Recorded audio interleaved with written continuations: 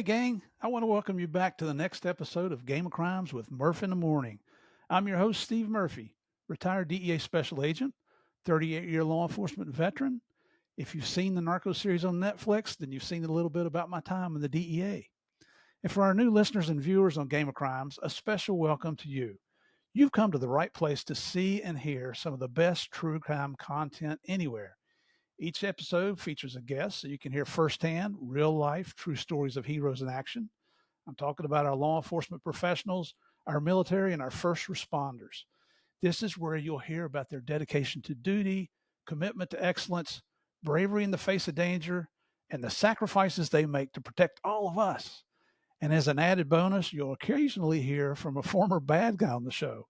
Now, I know that might sound a little bit strange, but it gives us all a look from the criminal's perspective. And that's what makes Game of Crimes different from so many other true crime podcasts. To all our listeners, thank you for listening and watching the Game of Crimes. As most of you already know, I'm now posting our guest interviews on YouTube. If you haven't checked us out yet, head over to YouTube, type in Game of Crimes Podcast in the search bar at the top, and see what you think. While you're there, do me a favor, click on that subscribe button. If you like the show, hit the like button, and feel free to share this with all your friends. These little actions, they really help promote Game of Crimes. I know none of this would be possible without your support, and I really do appreciate you giving me your time. If you like what you're hearing here on Game of Crimes, you can get even more content on our Patreon channel. That's patreon.com/Game of Crimes. There you'll find several bonus episodes each month that cover topics that you most likely won't hear anywhere else. You can even subscribe for free and hear the first 5 minutes of each episode to help you decide if you'd like to spend some of your hard-earned cash to hear more. So come on over. That's patreon.com/Game of Crimes. So now it's time to head over and meet this week's guest. But before we do, you know what time it is. It's time to get in, sit down, shut up, and hold on. Welcome back to the biggest, baddest, most dangerous game of all, the Game of Crimes.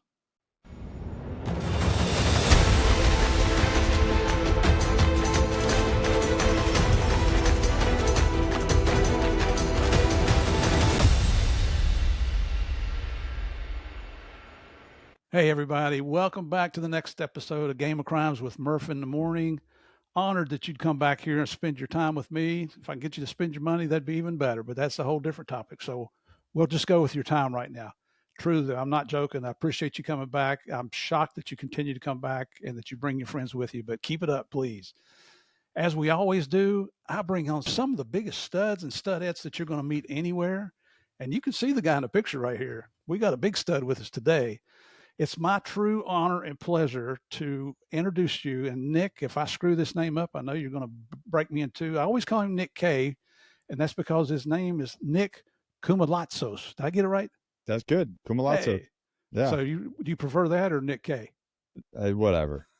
Asshole, whatever. Yeah, I get called that. Like, my wife calls me that. I thought it was a pet name, but if you sure used it too, I guess not. But I'm really excited to have Nick on here. We met. Well, you know what? Before I tell you all that, let's just get into what we usually do. We usually have our small town police blotter. And you know what our disclaimer is? This is a show about bad people. This is a show about bad people doing bad things. And it's about bad people doing bad things to good people. We take our stories in this show very serious. But when it comes to criminals, we're all going to have a good laugh. So I ran this by Nick like 3 minutes ago. I said, man, would you mind doing this? Didn't even hesitate. He held up the sheet of paper. So Nick's got a funny story about crime in North Carolina. All right, brother, I'm turning it over to you. All right. A North Carolina woman is jailed on multiple felony charges after she allegedly opened fire in a movie theater during a dispute over assigned seats at a screening of a Black Panther, according to police and court reports. Ouch. It's not good. We get really upset about these assigned seat things. Oh, they do. I picked those seats, but they're my seats. I don't know if I'd ever pull a firearm on it, but yeah. Investigators allege that Shamika Latrice Lynch, 30 years old, squabbled with other moviegoers around 11:45 p.m. Friday at a crowded AMC theater in Greenville. What kind of character goes to a movie at 11:45 p.m.? Well, when they do, they carry a gun. Yeah, I'd probably be carrying a gun at 11:45. Nothing good happened. My dad told me nothing good happens after midnight. That's what we Yeah, tell our kids. yeah, nothing Absolutely. good happens after midnight. During the dispute over seat arrangements for the Marvel superhero movie, Lynch allegedly pulled out a .32 caliber pistol and discharged the weapon inside the theater. Lynch fired one round into the theater. Oh, she did a desk pop. She did Mm-hmm. interesting. Lynch fired one round into the theater ceiling. Police allege. I mean, why is there so much allege? I know. I mean, either I you hate shot that the word. gun, there'd be a hole in the ceiling. I hate that word. While the shooting resulted in no injuries, Lynch has been charged with 2 counts of assault with a deadly weapon and attempt to kill. Prosecutors have identified the victims as 2 men attending the Black Panther showing. Lynch is also facing a 3rd felony count for discharging a weapon and enclosed to incite fear. The shooting prompted police to evacuate the entire 12-screen. I'd be so pissed. Oh. Entire 12-screen multiplex. Lynch surrendered to the police the next day and was booked into the Pitt County Detention Center, where she's being held for a $250,000 bond. I guess Man. Wakanda is not forever. So, all right. Can you imagine? I mean, they're trying to evacuate that place, and there's a long line in front of the men's room because everybody's done crapped their pants, right? I'd be Round goes off. I'd be so pissed. One, I would never be at a movie theater at 11:45 p.m. Heck no. If I am, I'll be sleeping through the movie. 100% because I'm waking up at 5 a.m. So like you get done with the movie theater, what, 2:30 in the morning?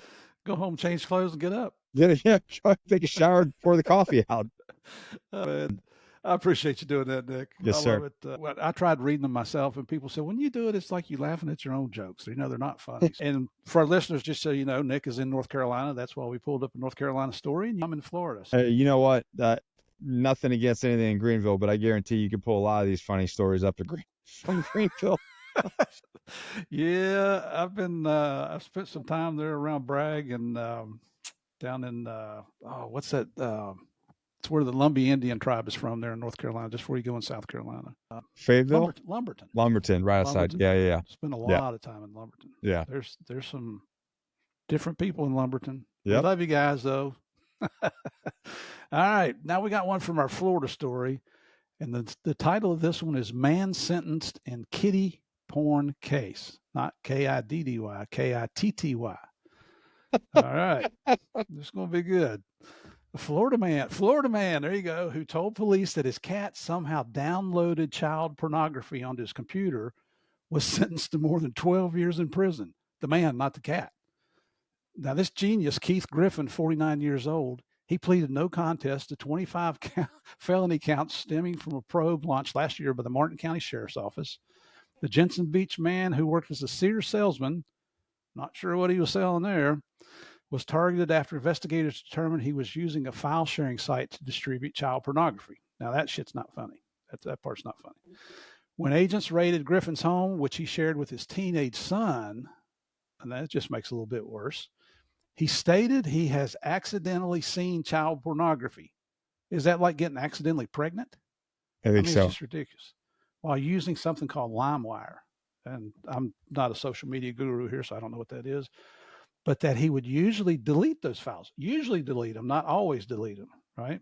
Griffin added that sometimes he would leave the computer on, quote, and his cat would jump on the keyboard and he would come back to the computer and find strange things on his computer. Well, you'd think it might be a cat turd or something like that, or kitty litter. He did not further describe how his talented cat succeeded in downloading these strange things or what he did with those files. Asked about his online interest, Griffin told deputies that, quote, I will look at anything and everything on the web and have, and I've done so. He added that, quote, it doesn't bother me seeing boys and men going at it. Okay. His activities, Griffin assured investigators, were innocent. It's not malicious. I've downloaded a variety of porn. I find a variety is interesting. He ends up, Griffin will be in prison for 12 plus years. The cat, who has not been named, was not charged. And that just made me feel so much better. We've got some sick puppies in our world, don't we? Steve, I'm a Florida boy at heart. I'm from Florida, and one day I'll be back in Florida. The Florida men, They make it hard for us, you know what I mean? And I tell you what, I hope you're not from St. Pete or Tampa over that way, Clearwater. No, no. The strangest stories come from over there. I don't understand what's going on down there. You know what? I've got. We just moved here 3 years ago, but I seem to fit right in, so I'm hesitant to say anything. So I got another one. I got another short story for you. What you got? So my former special operations teammate, business partner, best friend, Josh Hansberger, he lives in he lives in Hawaii. Mm-hmm. And so it's a rough life for him, right? He lives in a nice house in Hawaii, in Kona, and but he has to travel all the way because we do these events and we do different things, and he has to travel all the way to North Carolina to deal with me, right? So he comes out here for one of our events. I think we're doing our father-son event called the Squire Program, which we can get into later. But then he goes home and he shows up. And his dog, which is I think it's a French bulldog. Mm-hmm. Those little bitty things. It's like a little bitty ball of terror. Look, Yeah. Steve, he's in the clink for murder. The dog? The dog. What did he murder? I think 3 ducks in the neighborhoods in the neighbor's house. Is that against the law? So Josh is like, oh man, this dog's in the pound. I got to go pick him up. He goes to the pound. He goes, hey, we can't release him to him. You got to go see the police. So you're like, what? Oh, okay. This is getting weird. I thought I would just like pay a ticket or something and pick up my dog and like, it's my dog. I'm gonna take him home. Goes to the police. They're like, hey, you can't pick him up. You have to go to court on this date. Here's your court date. Whoa. He's like, okay. So he gets a court date. He's like, so now he tells me, he goes, hey, Maka's in the clink for murder, and I got a court date. I'm like, what is going on in Hawaii? That's called conspiracy. Yeah. And so I'm like, okay. So let me know what happens. So he calls me. He calls me stressed out. He's like, you're not gonna believe what's going on here. So he goes to court, and I don't know all the thing, but the prosecutor hands him this document. Okay. And I don't remember exactly what the charges are, but Steve, it's 2 felony accounts. Felonies? For him, not the dog, for him. Whoa. For murder, 1, and then 2 for, what is it? Some sort of attempt to cause bodily harm to human beings and others. They didn't get the word. What do they think? Duck was the guy's last name? Mr. Craziest. and Mrs. Duck? He was looking at, they said up to 10 years in prison and $250,000 in fines. Oh my gosh. And the prosecutor and so he gets this and he's standing in front of the judge and the prosecutor, and he's like, we just want to understand that do you understand what you're holding? He goes, I understand what you're saying. I don't understand what's happening here. There was a dog that got out and then killed some ducks, and now I'm looking at 2 felony accounts and 10 years in prison. They're like, we just want you to understand the gravity of the situation and what you're holding, the papers that you're holding. And the judge is like, I really strongly recommend that you get a lawyer. Really? He calls me and he's like, am I living in Looney Tune land? What is going on? I'm up for 2 felonies and 10 years in prison because my dog killed some baby ducks. Goodness. Allegedly killed. Allegedly killed some ducks. Nobody saw this actually happen. This is just an after effect. Anyways, so he goes to court again. It gets delayed. Is this whole ordeal?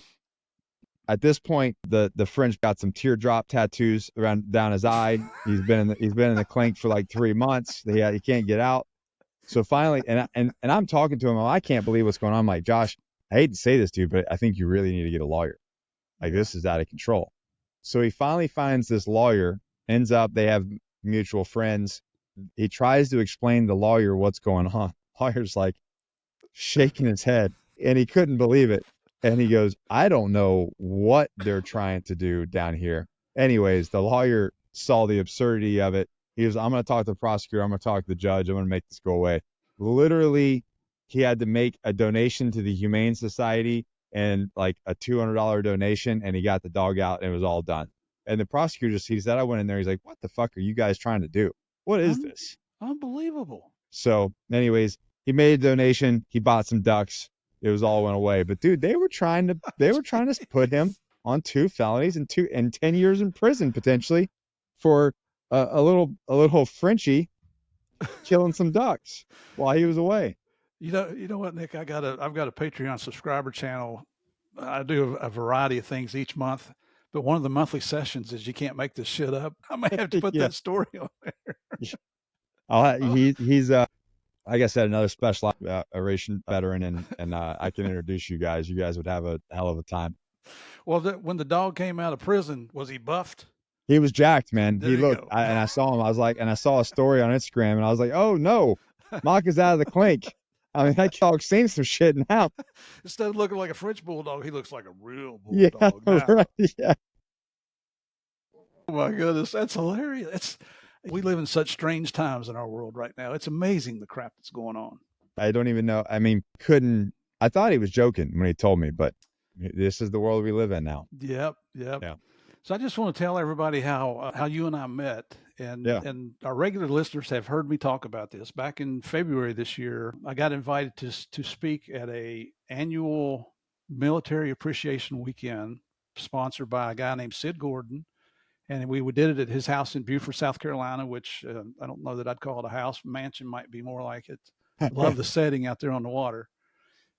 And I'm thinking, well, this is military appreciation, and he's bringing a cop in here. And I think he did it because of Lou Velosi, who's retired ATF. Yeah. And I had met Sid the year before at the Southern California Gang Conference. He came out, and his brother-in-law, John Bernthal, the actor, was there, and brought some of his people out. But anyway, I was honored to come out there and speak, and met so many studs, so many people that I mean, when I left there, my chest was pumped. I felt like I'd been to one of the most patriotic things I've ever been to. Just the opportunity to hang out with these military veterans, people who have seen combat, who have seen things that human beings should never see, have lived to tell about it, are now talking about the experiences they've gone through. And we're going to talk about that with Nick here in just a little bit. And one of the things I noticed, Nick, while we was there, I have never seen that many service dogs in one location in my life. Yeah.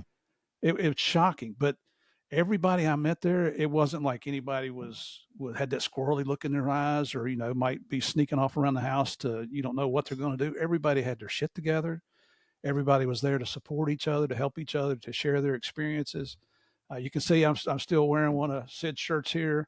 This is the logo for Core Medical Group, and Nick is your title ambassador. Managing partner. Okay, so he's affiliated with Sid and Core Medical Group. Yeah, for 6 years now. Wow. Yeah. And it's not just you. I think Lou's on there. We've got Mel Chancey, who you guys have heard me talk about Mel on here. As soon as he gets this movie he's been talking about for 2 years going, I think Dwayne Johnson, The Rock, is supposed to be producing it. Yeah. And Mel keeps telling me, Murph, I'm gonna be on your show as soon as we finish the movie. And I don't know if the movie's even started he yet.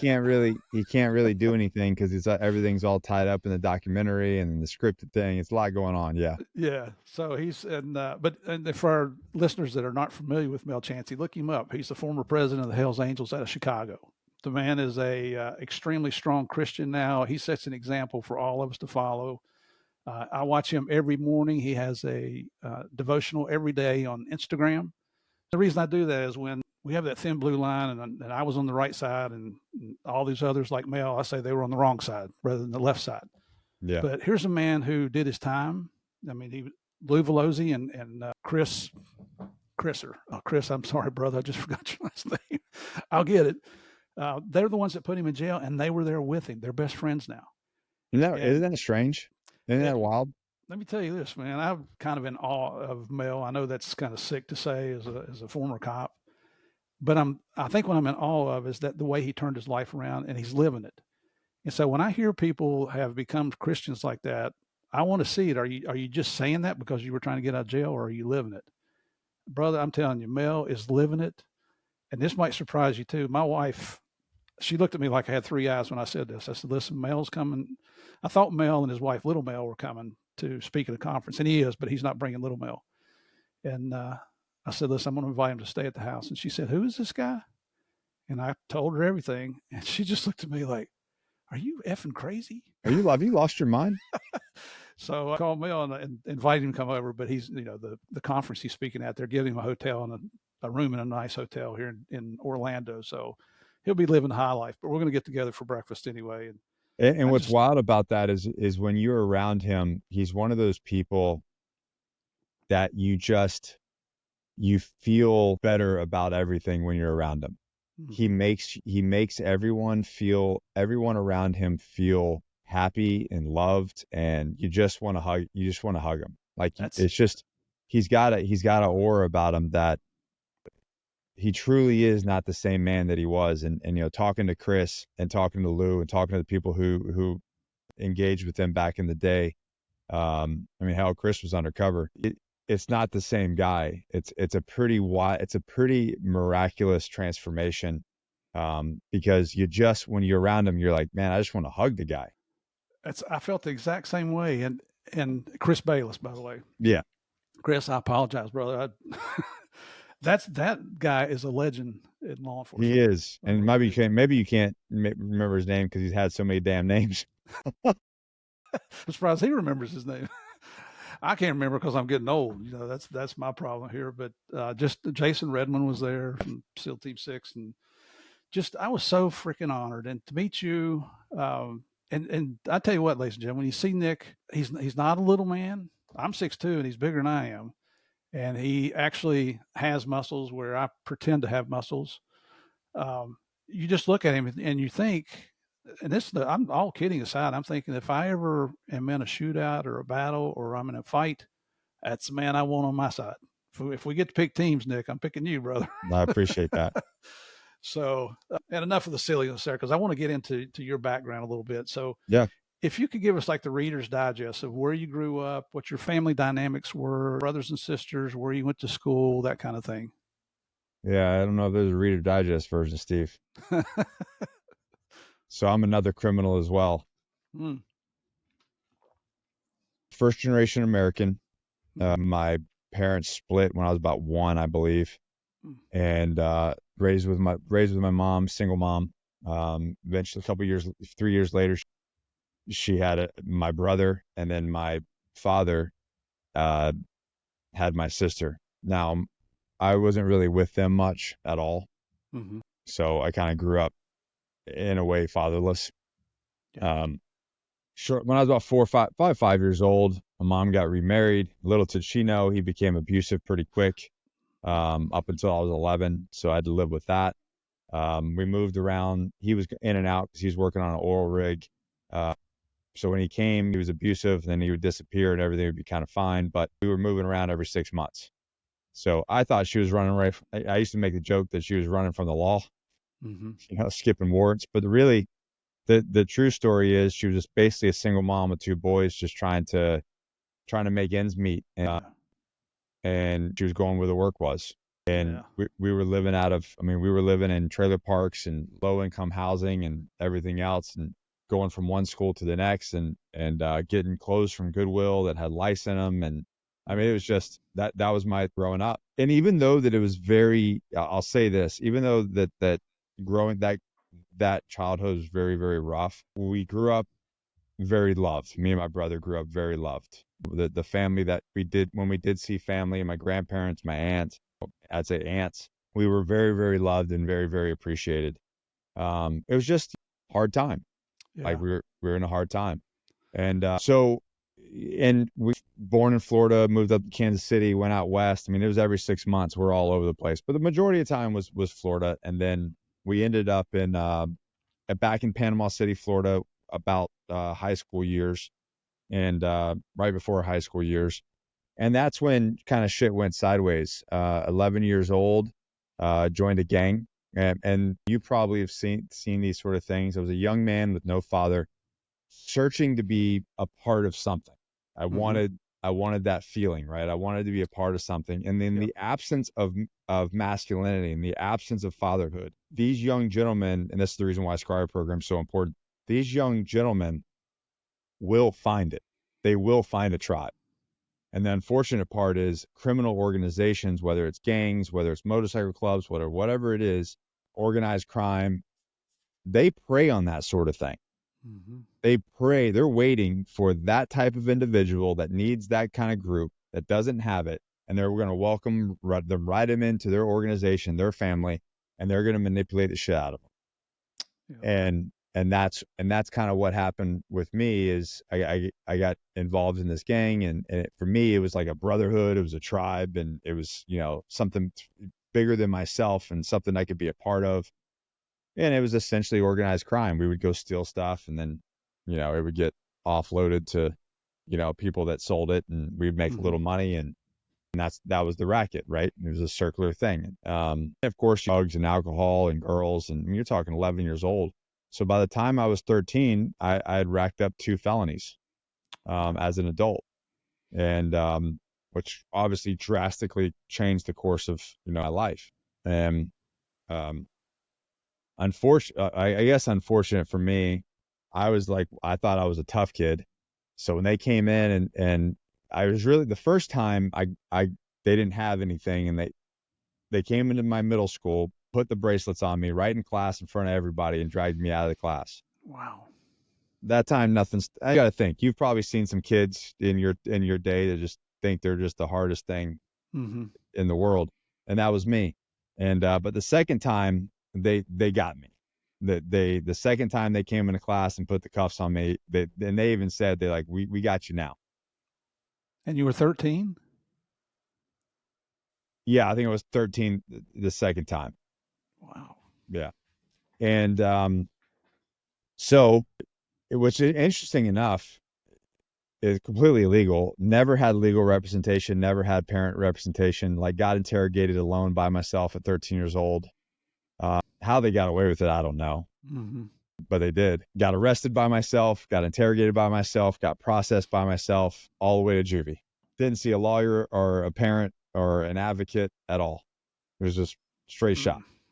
And anyways, I thought I was a tough guy, so I just didn't talk. I was a tough gang banger. And because I didn't talk, they threw the book at me. I was the only one that didn't say anything, and they just hit me with all of it. Mm. Yeah. So how many got arrested? Me. The others didn't get arrested? Oh, they got arrested, but they all got off, and I got hit with everything because I didn't talk. I didn't make a deal. And what happened? Now, later in my future, some of these things that I learned as a young teenager paid off in special operations. When I'm going through certain training courses, I'm like, oh, I've been here before. I know how to play this game. And I did quite well, actually. Oh, But Lord. nonetheless, yeah, I ended up with first one was burglary over conveyance, and then another one was a weapon, and then there was a bunch of misdemeanors that I can't exactly remember, but cops should probably know. It's conspiracy, I think, conspiracy to do something with organized crime and thievery. Whoa. And anyways, but what I didn't know at the time, granted, when I was this age, I did not know it was as an adult. I thought it was all as a minor. Mm-hmm. My mom pleaded with the judge, and after I got out of juvie, and when I was getting arraigned, I don't know how she pulled this off, but she did, and they gave me 3 years probation instead of a long sentence. Mm-hmm. So I was in juvie for a while because of however long it took. But yeah, it was I ended up getting 3 years probation. So I was on probation until I was 16 years old. But they charged you as an adult at 13? 13 in Florida. Yep. And we're not talking about a murder case. Nope. I've never heard of that. Yeah. So and this is how I even found out. So obviously this all goes down. So what happened was this one of the times the last time that I got processed, they had to process me through county jail, not because juvie was full. So they couldn't process me through the juvenile detention center. I had to go through the county jail as like a kid, as like a 13-year-old. And I thought I was a big badass. And then I'm standing there with a bunch of grown ass men cons, Right. and I'm like, oh shit, this is the big time. this I don't want to be here. And I remember distinctly going, maybe I should rethink my decision making process. Mm-hmm. And nonetheless, I was at where I was at, and then everything kind of came to fruition. But when I was on probation, my mom worked a deal to where I would do 3 years of probation at this church where I had to like sweep the floors and clean up stuff, and right. And one of the youth pastors there really took me under his wing and made a big impact. His name's Jack McDonald. He's out of Panama City, Florida. made a huge impact in my life. And there was a couple older teenagers there that kind of did the same thing as well. I say this, by the time I was 13, I was sober and not doing drugs, and I cleaned up my acts by the time I was 13. And so I did that probation, did really well for myself, ended up moving out of my house 16, 17 years old after that. And after the 10th, I finished the 10th grade of high school, I was doing a job where I was making about $4,000 a week, about Whoa. 17 years old. Legal job? Legal, 100% legal at this point. What were you doing? So from 6 a.m., this is the start of the summer of after my 10th grade year. I was an audio visual tech for the Bay Point Marriott Conference Center from 6 a.m. to 2, and this is in, I want to say, 1997 or 8. Mm-hmm. So I'm making $15 an hour doing that. And then from 2, I'd take a 30-minute break, and from 2:30 to 10 o'clock at night, I was a bellman at the same hotel. And we're talking, Steve, $100 tips after $100 tips after $100 tips, like Nice. big rollers. And I would go every night. I'd go home with a stack of cash, and I would, like, $800 or so, and I would put it in I remember putting it in the envelope of the ATM, and I would deposit it because, I'm a former criminal. I'm like, I ain't walking around with this kind of cash. That shit's going in the bank right now. Yep. And so anyways, I did that. Ended up getting a little house on the beach, bought a car. I mean, I felt like I was a king. A little while into that, and then it was time to go back to school, and I was like, no, thank you. I'm not giving up this amount of money in this job so that I can go talk about photosynthesis and dissect frogs. Not interested. You know what I mean? So I became a high school dropout, and it was just working full time. And a little while into that, I had this epiphany that the way my life was pretty much going to be the way my life was for the next 20 years. And if you remember, like, my whole life had always been a change. It's just been 6 months here, 6 months here. I'm moving here. And I hated it as a kid, but that's what I was accustomed to. I was accustomed to constant change in my life. Mm-hmm. And all of a sudden, for the first time, I had stability. And for the first time, I saw the next 2 decades being the same thing. So what I did was I call it, I hit the nuclear button. I completely blew up my life. And what I mean by that is, like, well, I'm going to go join the military because I want to change. I wanted a venture. I didn't want this thing that I'm doing. I didn't want to peak at 17 years old in a profession. And granted, I would have moved up, right? I would have moved up and I could have gotten promoted, and then I would have been ahead of something. But at the same time, it would have just been the same shit over again. You know what I mean? It just been the same. It had just been doing the same thing. And it just freaked me out.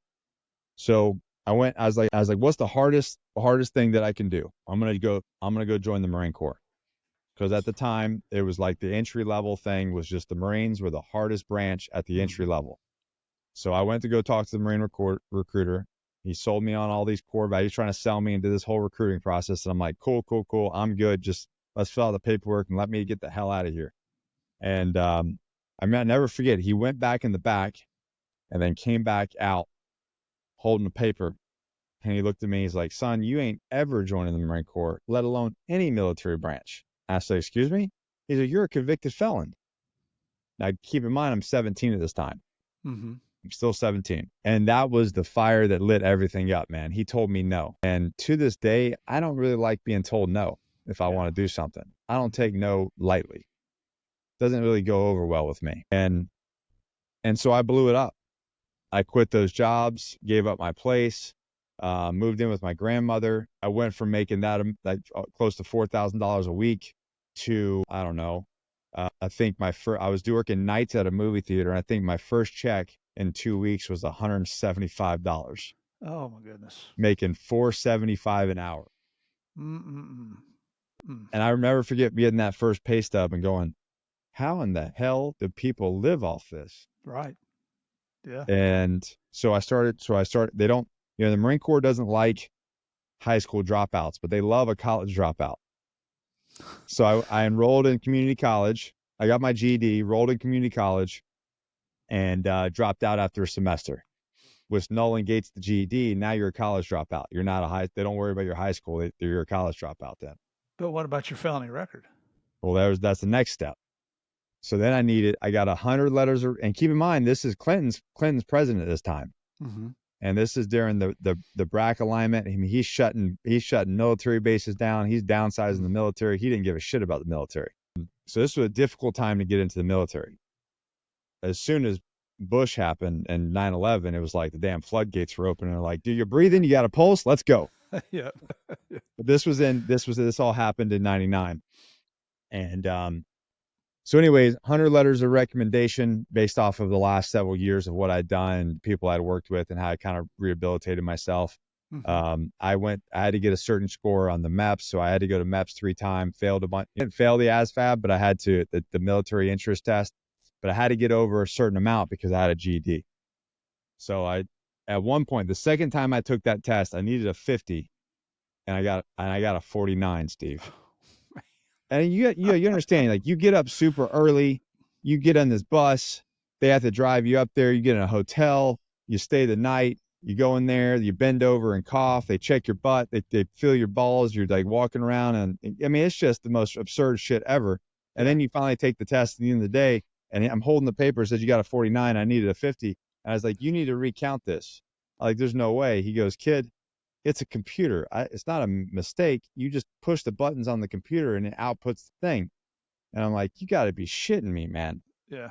And so I had to wait 3 months and do the whole process over again. Plus, I had to get medically cleared because when I came out of juvie, they wanted to put me on some sort of ADH meds. So I took that for like a week, and it made me super angry. So my mom took me off. But because I took it and it was on my record, I needed to see a shrink.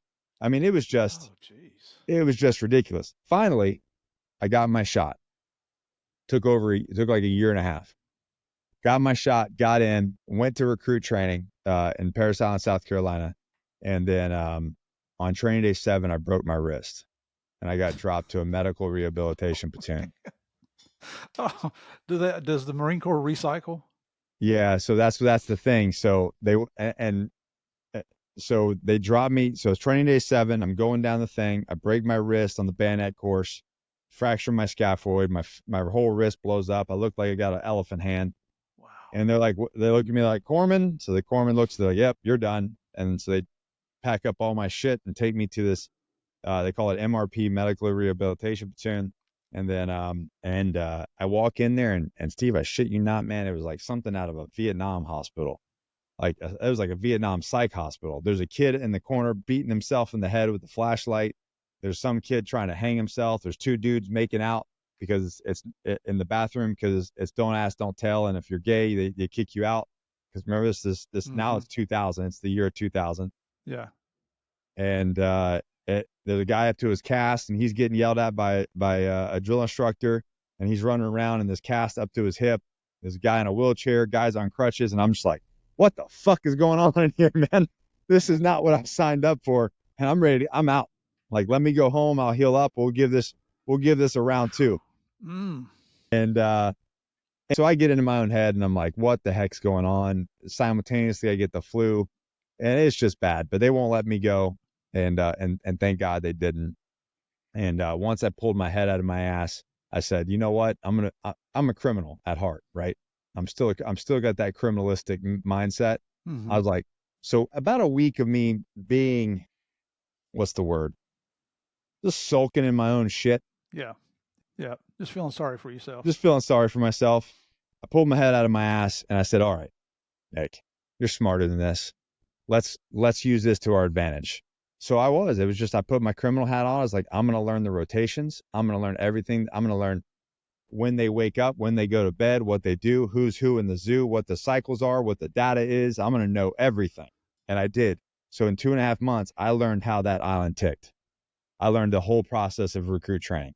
Mm-hmm. I learned all the things for the test. I learned how to move. I learned how to talk. I learned how to play the game. And when I went back to training, you see, you show up on the day you left. So I'd been there almost 3 months. Wow. With kids that have been there 7 days. Mm-hmm. At that point, not that it was easy, but I was gaming the game, and I ended up graduating number 1 out of the entire company. I saw that. The honor. What do you call it? Yeah, Honor cadet company or company honor, and it doesn't really mean anything, but it's not the there's no you don't take that for the rest of your life, right? But it's right. you're the number one guy in the company. I was number one guy in the platoon and the number one guy in the company, and the reason why I talk about that is I took an opportunity. I took they say life give you lemons make lemonades. Well, I took a bunch of shit and planted it in the ground and made a rose garden. Mm-hmm. You know what I mean? Yep. And I think a lot of times our hardships, the things that we feel like could be just a travesty, are actually, once you get past that travesty, once you get past that hardship and you look back, the opportunities that come on the backside of that, you're like, damn, I would never have this, what I have right now, if that Mm-hmm. horrible thing wouldn't have happened. Mm-hmm. Whether You it's know, getting it's fired from a job, a divorce, whatever it is, there's a lot of good that typically happens out of bad shit. absolutely. And if you go at it with the right mindset as a learning experience, when you're feeling sorry for yourself, you're not learning anything. Right. I mean, it sounded like when you were telling me what was going on as a kid, I'm thinking, man, if it wasn't for bad luck, you'd have no luck at all. I like to call it perseverance. My whole life has been just perseverance through adversity. It's look at well, and our listeners here and our viewers, they if they don't know Nick already, wait till we hear what he's doing now, because Yeah. that's why I wanted to hear your background. I didn't know anything about your background. I purposely didn't research that because I like to be surprised to hear what And you're going to tell me. yeah, and then later on, I make it through recruit training. I get a job. I get an opportunity to take selection for at what was called Force Reconnaissance. Became a Force Reconnaissance Marine. In 2006, Donald Rumsfeld was working. He created a, a tr- it was a test unit where he took Marines, that some of the top Marines from Force Recon, some other MOSs, and they created a unit called Detachment One, and it was a test bed to see if Marine Corps could enter into SOCOM and be part of SOCOM, and that was successful. And then 2006 we became Marine Special Operations Command. I took selection for that and became a Marine Raider. In the last half of my career in the Marine Corps was as a Marine Raider in serving in special operations, and with multiple combat tours overseas. And that's where my time in Force Recon, my time in special operations, is where like my unique history as being a little gangbanger criminal and my run-in with the cops really served me in a lot of ways, because it's funny, in special operations you see a lot of former criminals and you Mm-hmm. see a lot of men that have poor relationships with their father. Hmm. They I come from didn't know single that. homes or bad relationships with their father. So there's definitely a personality type that serves well in special operations. Nonetheless, that's what I did from 2000 to 2012. And then after that, I contracted for a year and a half doing some operations intelligence work. And then another tragedy happened where my contract. I you got to understand my time in the Marine Corps, and I think you could probably understand this. I never took a timeout. The war kicked off essentially in 2001 Mm-hmm. and really didn't end for a long time after that. Right. And so almost all of my career in the Marine Corps well, yeah, like all of it was in a wartime environment. Mm-hmm. And that was my focus. And um, you get you get burnout, and your personality starts to change over a period of time, Yeah. and you really turn into a different type of human being.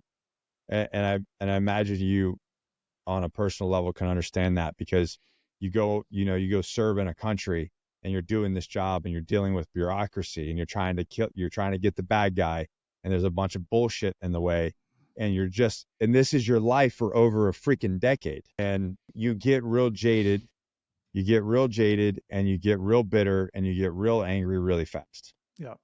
Yeah. And that was me at 12 years. I'm 30 years old and I'm just a bitter, angry person. And Mm-mm.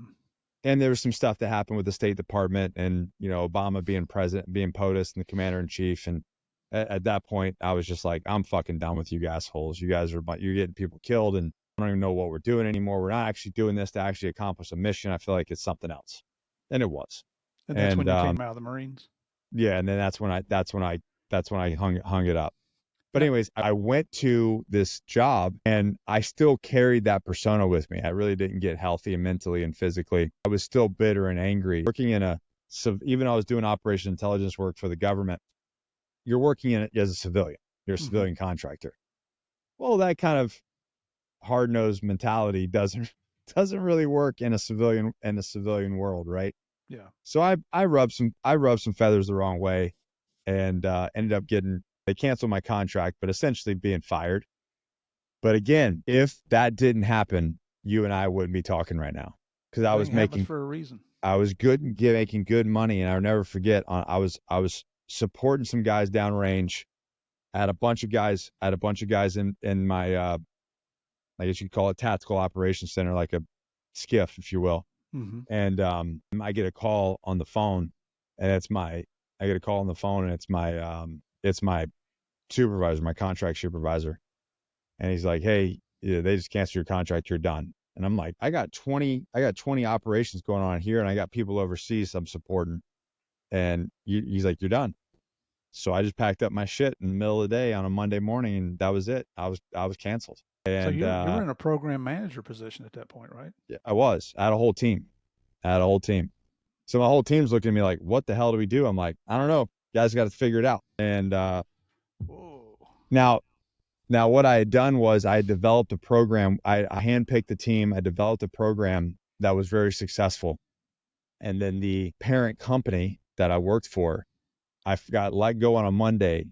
I get a call on Tuesday afternoon from a guy on my team. He had to fly up to DC, and they had this big meeting. They took our program that we developed, that I spearheaded, and they rolled it out for the entire company. And of course, you got a bonus check out of that. Yeah, of course.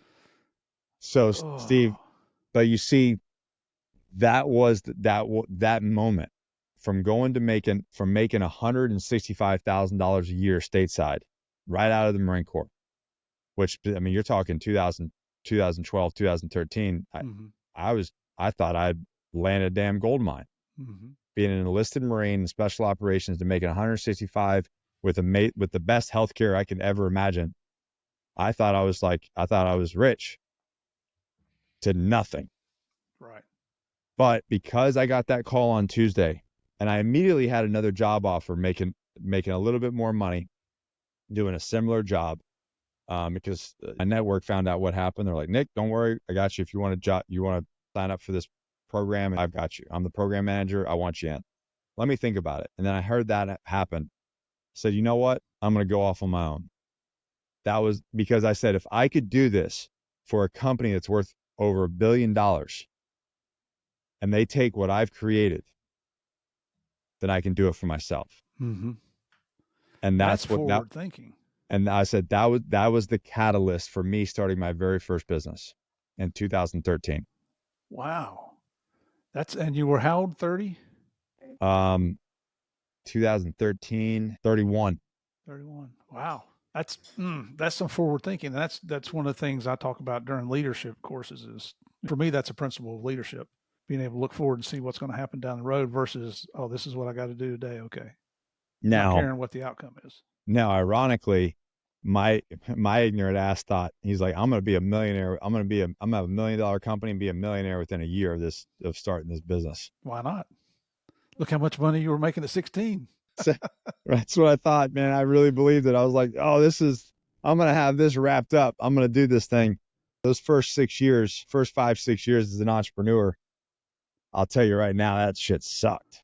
That's a little rough. That was freaking rough.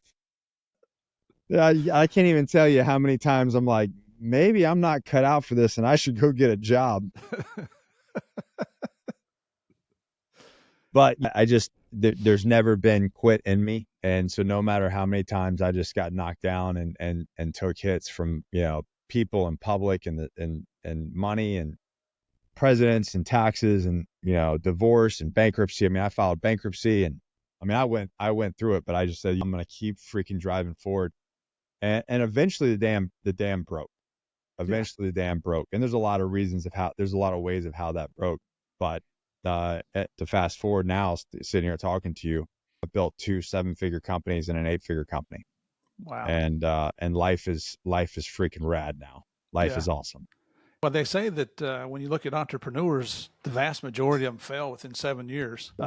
And I'll tell you, while we were still in the job, working for the government, I wasn't supposed to make any money on the side. So my wife and I would try little businesses and put it in her name Mm-hmm. just because we were motivated. And every single one of them failed. But, you know, coming into retirement, I'm thinking, well, if all else fails, I'll be a security guard down at the federal courthouse. We call them blue coats because they wear these blue coats. Yeah. And this thing with narcos comes along, and the next thing, my partner and I put together a little speaking business. We're now into our 9th year of traveling around the world, telling a story. This podcast here, we're into our 4th year. There's other projects I'm working on, but it just, the guy that was on last week here on Game of Crimes, real good friend of mine, Matt Addington, retired DEA agent, now doing extremely well for himself. He said he had advice at the end of his interview for people, and that was, don't sell yourself short. Yeah. If you want to pay poor, pitiful me, then expect a return for that. Yep. For every decision you make, there's a consequence, good or bad. And if you decide that I'm just going to feel sorry for myself, that's going to be a bad decision because the Right. consequences aren't going to be good. But he gave advice: don't sell yourself short on your experiences. And you hit the nail on the head when you talk about your experiences as a kid getting in trouble with the cops. Yeah, I had my first run-in with the cops when I was 10 years old, and I thank God I didn't go to jail. I got taken home. It'd probably been a whole lot better if I'd gone to jail because my dad was a Southern Baptist minister, and we lived in a pretty strict household. Yeah. But that's what you're alluding to here, and the fact that you just continue to pursue it, put those sad feelings, and I sound like I'm at the end of the show here, and I'm not, because we got a lot more to talk about. But I mean, you're keeping me motivated. Look at Mel Chancey. I mean, here's a guy who did Fed time for all the crimes he committed, and he's a leader, and that's what you are. So that first business what was your first business then? That first business was, it was called Survival and Tactical Systems. And you kind of hit two things there. One, I love this quote, and a lot of people have said it different ways, but so I don't know who the originator is, but you have the freedom of choice, but not the freedom of consequence. True.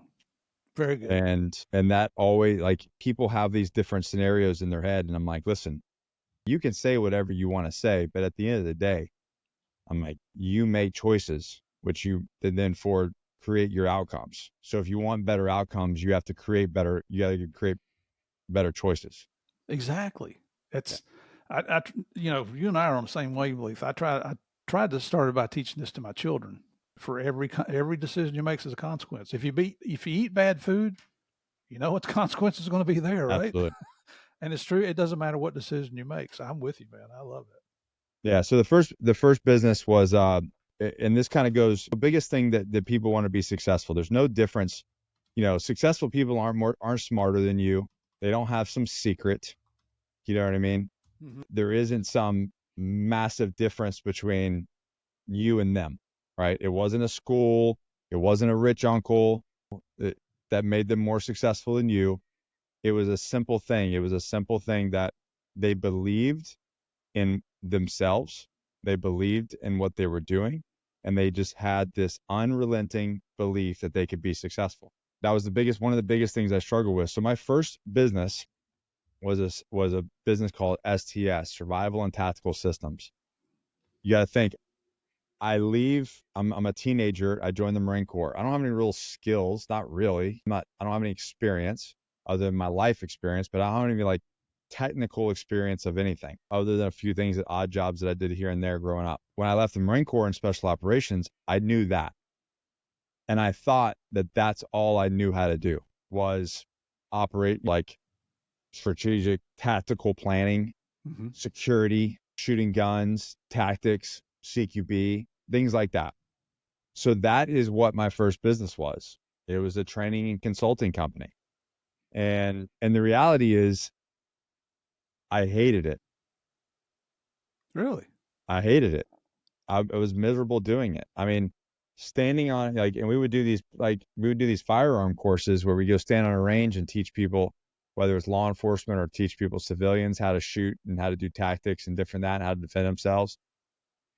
And it was just the most painful thing ever to do. I was used to operating at such a high level and working with guys at such a high level and actually doing the job myself, Mm-hmm. that this low level, learning how to squeeze a trigger and hit the target. Like I just Firearm. wanted, This is like bonehead firearms training. I just wanted to swallow lead myself. Like this, I, I, I just couldn't do it. And now there were some things that I did like to do. We had this thing called smoke check. I developed this. I want to say I was the very first. You've heard the tactical games, and you probably heard of a lot of these different things. Well, back in 2013 and 14, we were one of the first people to ever put a course together where we incorporated shooting with simunition, force on force, hand to hand, this whole operational thing, physical fitness. So I created this what looks like tactical games now, and we created these courses where we put these guys grouped together, and we'd shoot on the range a little bit, give them a little bit of training. They got medical training, they got hand to hand combat training. We did force on force with UTM. We had to do workouts, and then we would do training, and then in conjunction with that training, afterwards, like when their heart rate's elevated, we put them in a scenario, and it was a 2-day course. And now that I got excited about because it was the production of the whole thing. It was this whole scenario. It was exciting. But just standing on the range, teaching rifle and pistol and doing that I just wanted to, suck start a pistol, And ladies and gentlemen, saying that kiddingly, I hope. I'm saying that kiddingly.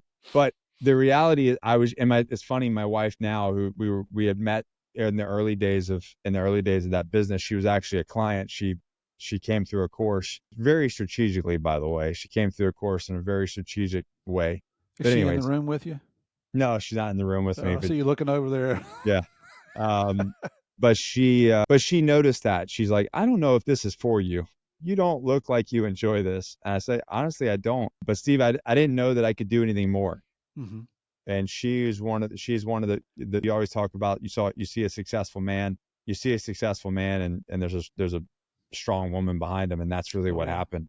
Yep. She really helped me see that I could do so much more. And then opportunities kind of came out of survival and tactical systems that led me down the path. And I always say that STS, even though it wasn't a technical failure, it was my first business failure. But without that failure, without me starting that business, it wouldn't have led me down the path of all the businesses that I started and sold over the years. And I wouldn't be the man that I am. I wouldn't be successful out if I did not start that business. And so many people are afraid to start that thing, to write that book, to start the podcast, to have that conversation, whatever it is, because it might fail. And I'm like, yeah, it might fail. And statistically, it will fail. But if you don't ever start that, you don't ever get, if that's A, you don't ever get the B without starting A. Right. I'm with you. You have to start A, and you can't be afraid. If it's going to fail, it's going to fail. Yeah, you don't plan for it to fail, but it did in a way, because we had this big plan. We're going to build this huge training compound that had fitness and training, and we're going to contract the law enforcement, military, and civilians, and do all. And it was just going to be this huge man playground. And I like that, man playground. And we had the city, we had the permits, we had everything. We just never got the funding. And you imagine the multi-million-dollar business plan. But we traveled all over the nation training and putting on courses, and we had fun while it lasted. But it had to take a different direction, and things pivoted. But it was that led me to the next business. And at one point, I had started 7 businesses. I sold 3, shut down some. I killed my darlings, and then over the years, we really started focusing on the ones that were working really well. Gotcha. So we either sold or killed off things, and then kind of go from there. Hey players, this is the end of part 1. Part 2 comes out as always on Tuesday. In the meantime, Game of Crimes is now posting interview videos on YouTube. You can find those at Game of Crimes Podcast, and I ask that you click on the subscribe and like buttons. On social media, check us out on Facebook and Instagram at Game of Crimes Podcast, and on X at Game of Crimes. Also on Facebook, type in Game of Crimes fan page and join us for some fun. Our website is gameofcrimespodcast.com. We've got a lot more information there, including all our episodes, the book list, which contains the books written by our guests, Game of Crimes merchandise, and more. And for more content, join us on patreon.com/Game of Crimes. I have several monthly episodes that range from silly to serious, So come on over and join the fun. In the meantime, everyone stay safe. We'll see you tomorrow for part 2.